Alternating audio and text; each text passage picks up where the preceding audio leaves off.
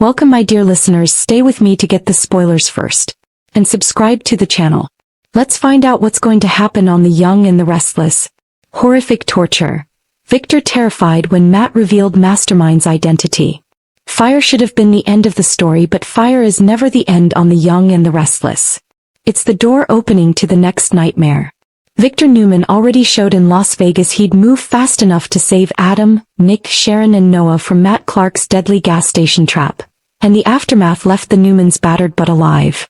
Nick was back from the hospital. Adam confessed to urging Nick to take drugs in the car, and Sharon and Noah were still coming to terms with just how close they'd all come to death. In the midst of that carnage, Sienna lurched back in, bloody, and said she had killed Matt. Sharon didn't believe her at first. That's the perfect setup for a darker story where Matt isn't gone at all, just hidden long enough to reveal who was really pulling the strings. In this version of the story, Victor doesn't buy Sienna's neat little story of death. Matt's been too slippery, too practiced at disappearing, too much involved in the sort of old-school Newman nightmare that began long before the Las Vegas explosion. Matt's history with Sharon and Nick is decades long, and his return in 2025 as Mitch Bacall with Sienna by his side only made his old cruelty feel fresh. Sources say he's terrorizing Sharon and Nick, lying about who he is and using Noah's life in Los Angeles to stay one step ahead of the Newmans.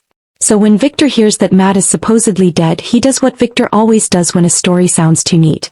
He keeps digging until the ugly part comes out. That search takes him somewhere he didn't want to go.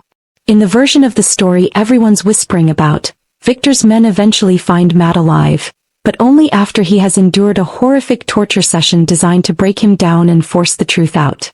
He's bruised, bloody and furious, but it's not Matt's physical state that really unnerves Victor. The fact that Matt is coherent enough to smile when Victor walks in. The villain knows Victor has been following him. He knows his family thinks the nightmare is done. And he knows something Victor doesn't. Then the room begins to tilt. The horror of the title, the torture part, becomes the scene Victor can never unsee. Matt is shackled in a makeshift grisly holding area, with injuries indicating that someone else had tried to get answers out of him before Victor arrived. In the rumor version, Victor is scared because Matt is not acting like a man begging for mercy. He is acting like a man who has already figured out how much damage he can still do. And that is what makes the confession so chilling. Matt's pain is real, but he doesn't lose control. Victor can see right away that this is not over, not by a long shot. Matt has been hurt, yes, but he is still dangerous enough to turn his suffering into a weapon. Then Matt drops the bomb. The sources we were able to verify do not name the mastermind. So here the story veers into a true soap-style speculative reveal.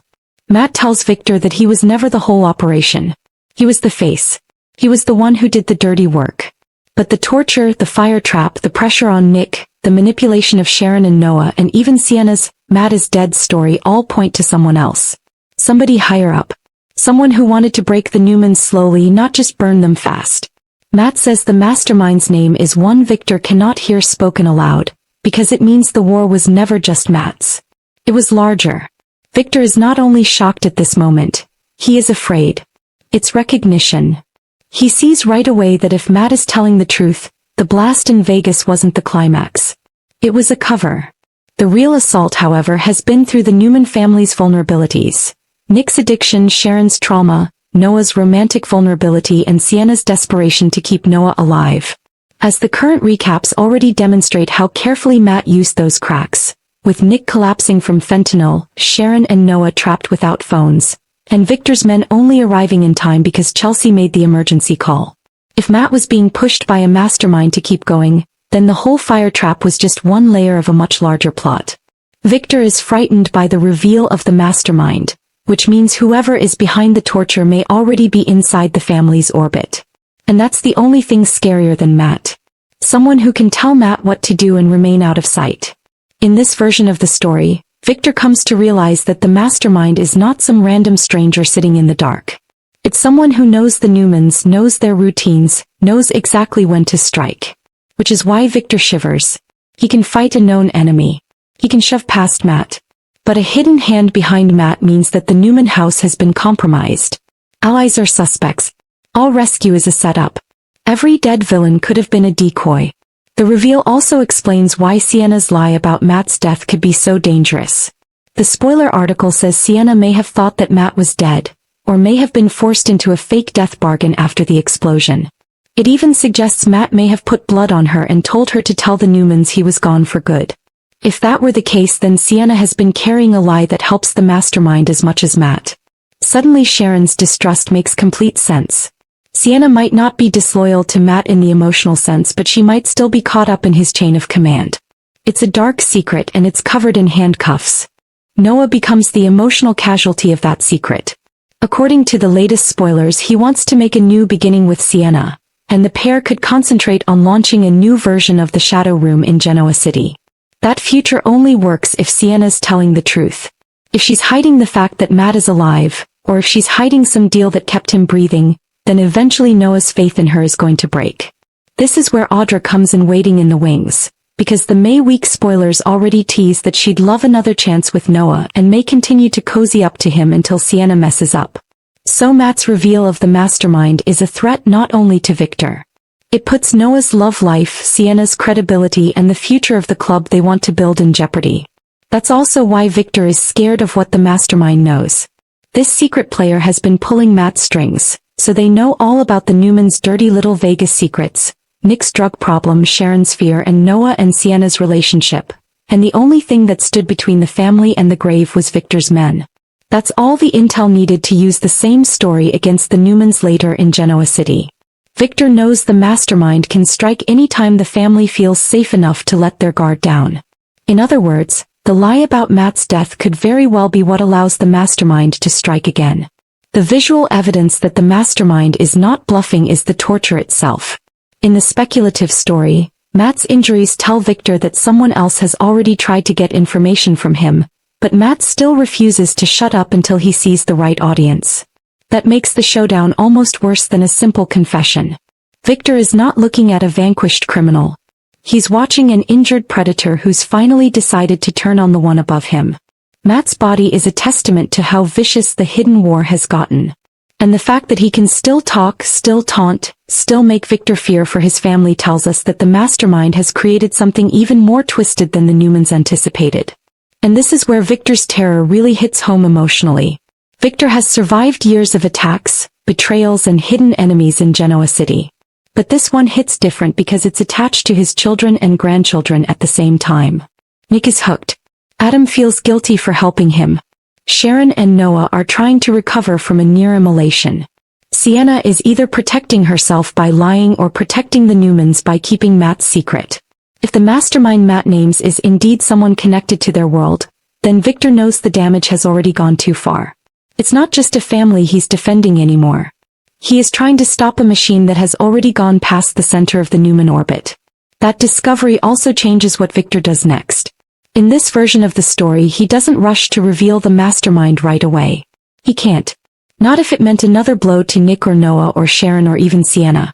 Instead, Victor has to swallow his terror and play the long game, just the sort of thing he hates most. That could mean he keeps Matt alive just to get more information, he keeps Sienna close while he figures out if she is lying or trapped, and he keeps the family calm while he secretly hunts the mastermind. The terrified part of the title is important.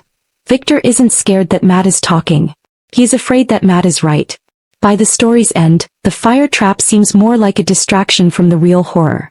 Matt may have been the one to light the fuse, but the mastermind reveal shows that someone else wanted the Newmans shaken, broken, and vulnerable well before the explosion. Sienna's bloody lie about Matt's death might be the thing that gives the mastermind a head start. And maybe next to fall will be Noah's faith. Maybe it's only Sharon's suspicion which saves the family in the next round. And Victor, who has spent his whole life trying to be the man no one can scare, is beginning to realize that the enemy behind the enemy might know exactly where to hurt him next. Jack gets Allie's final letter, and Matt makes Noah and Sienna the scapegoats. This is a spoiler-style speculative story based on the current young and the restless Allie, Noah, Sienna, Matt setup. Allie Nguyen is Jack Abbott's granddaughter and Noah Newman's former love in canon. She was introduced as Chemo's daughter, which made her a part of the Abbott family via those letters and photos Jack found in Chemo's house, and she eventually left Genoa City to work in the Jabot lab in Paris.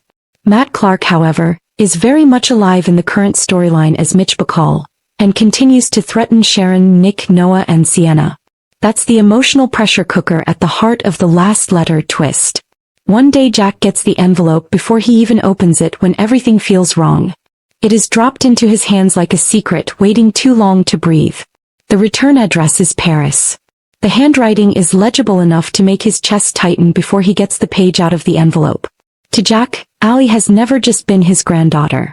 She was the daughter he never really knew through chemo, the young woman who made him face the Abbott legacy in ways he never thought possible, and the one member of the family whose distance always seemed temporary, not permanent. Her letter is not by regular mail. It is an occurrence. At first Jack thinks this is just another long overdue update from Paris. Perhaps she's writing about work, about the Jabot lab, about life abroad, about Noah, or about how difficult it is to keep building a future when the past keeps tapping on your shoulder. But as soon as he starts to read, he realizes this is no casual note. This looks like the last one. A letter written when you think you might not be able to explain something in person later on. A letter that you have to read carefully, maybe more than once. Every line feels heavier because Jack remembers the old chemo letters he found years ago, the ones that changed his relationship with Allie. Allie's story has always had that strange mixture of warmth and something unresolved. She arrived in Genoa City as Jack's granddaughter, just out of graduate school, with the chemistry skills that earned her a spot in the Jabot lab and a natural intelligence that made her more difficult to manipulate than most people assumed. She also fell in love with Noah, which tied her directly into the Newman orbit and gave her a front-row seat to one of the most emotionally dangerous family webs in town. That is why this letter is so important at this time.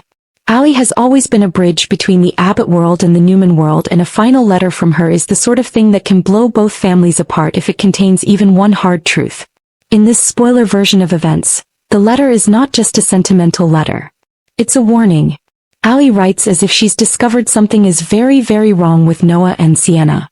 Maybe she doesn't say Matt's name. Or maybe she's hinting at a man she can't quite trust. Or a secret that got too big to keep in Los Angeles. No matter what, Jack knows by the time he finishes the page that the letter is not just from Allie. It is a trail of breadcrumbs. Somebody who had been abandoned because she was scared the people around her were too close to danger and didn't even know it. This is when Matt decides to weaponize the truth. Current spoilers already show Matt as a man who is not gone, not broken, not done. He's a manipulator from the moment he steps back on that canvas. And the last coverage suggests his survival leaves more attacks to come. In this version he tells Jack that Noah and Sienna are the killers of Allie. It is an accusation made to do the most damage, because one sentence turns the family's favorite son Noah and the woman he loves, Sienna, into murder suspects. It's the most brutal way possible for Jack to squash the fragile hope that Allie's letter represents. Matt's timing makes the scene so brutal. Noah and Sienna are already trying to move on. The week of May 4 spoiler coverage says they want to start fresh and build a new version of the Shadow Room in Genoa City. That future depends on trust, momentum, and the fairy tale that the Vegas nightmare is really over. But if Sienna is hiding anything about Matt's survival, their relationship is already broken. Matt knows that. But when he puts Allie's name in the hat and blames Noah and Sienna for her death, he's not just pointing fingers. He's trying to destroy the future they're constructing before it even happens. Jack is shocked in the only way that family can shock you. He's already lost too much connected with Chemo and Diane and all the ugly Abbott history to know that grief takes on a new face when it returns again. The letter in his hand is no longer a message, but a prophecy. So why did Allie feel danger? She was scared, then what did she really know? Jack starts to realize the letter may not be purely an emotional goodbye. It might be the last piece of evidence in a much darker chain of events. That is what makes the reveal so painful. The letter and the accusation feed each other, and Jack has to absorb both at the same time. Of course Noah won't take the accusation lying down.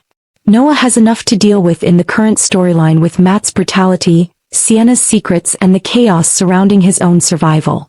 He survived a hostage nightmare, a drug-fueled rescue, and an explosion that nearly killed him. So when Matt suddenly claims he and Sienna are Allie's killers, Noah sees the maneuver for what it is, a pressure play. But that doesn't mean the charge lacks power. It hurts because Allie is part of his past too. Because his feelings for her were real enough to leave a scar even after he'd moved on. This puts Sienna in the worst position, as Sharon already has trust issues when it comes to her. The May 1st spoiler report says that Sharon will question if Sienna can be trusted to be loyal to Matt and if her story about his death is true. That suspicion seems to hold for the Allie situation as well. If Matt is saying Noah and Sienna killed Allie, then Sienna looks even more dangerous, guilty or not. If she's innocent, she looks like a woman with too many secrets. She looks like someone whose lies have finally caught up with her if she is guilty. Either way, Sharon's instincts are no longer one lie. They're about a pattern. What makes the story most painful is that Jack can't dismiss the possibility that the letter and the charge are connected. The old chemo letters Jack had found years ago illustrated how family history could survive in scraps of paper and half-told truths. She resisted Jack once because she didn't want to get pulled into an Abbott story she barely understood. In this speculative version, her final letter is the key to a death-level scandal involving her former love and the woman he loves now.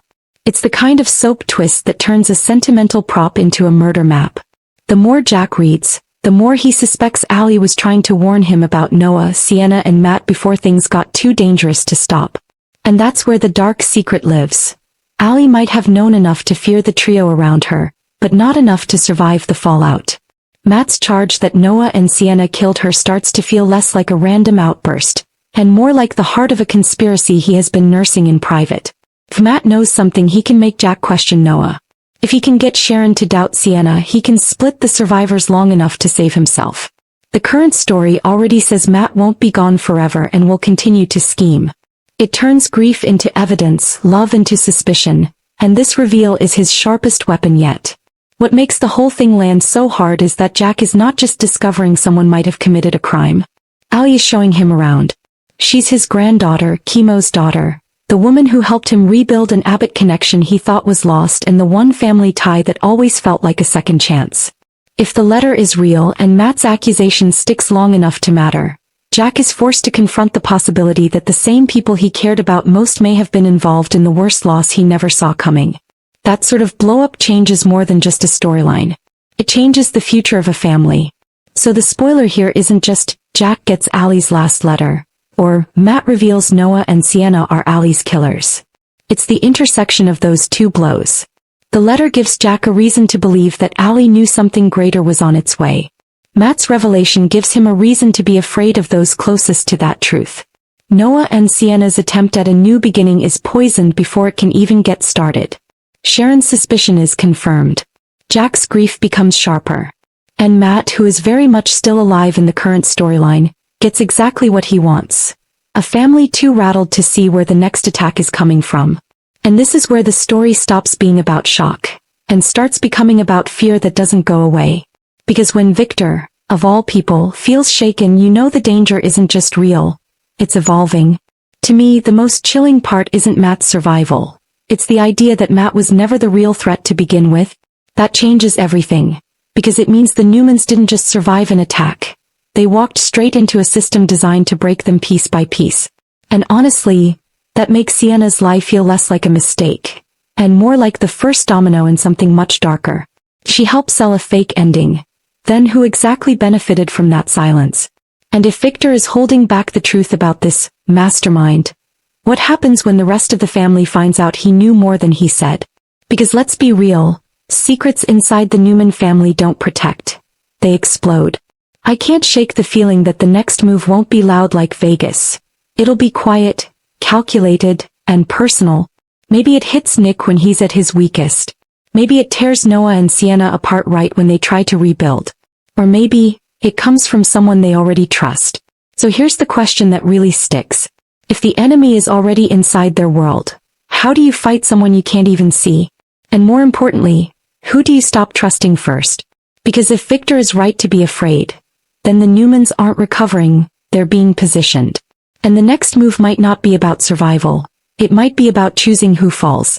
What do you think? Did Matt just expose the truth? Or is this another layer of manipulation we're not seeing yet? And if a mastermind really exists, who in Genoa City makes the most sense to you? Something tells me the answer is already closer than anyone wants to admit.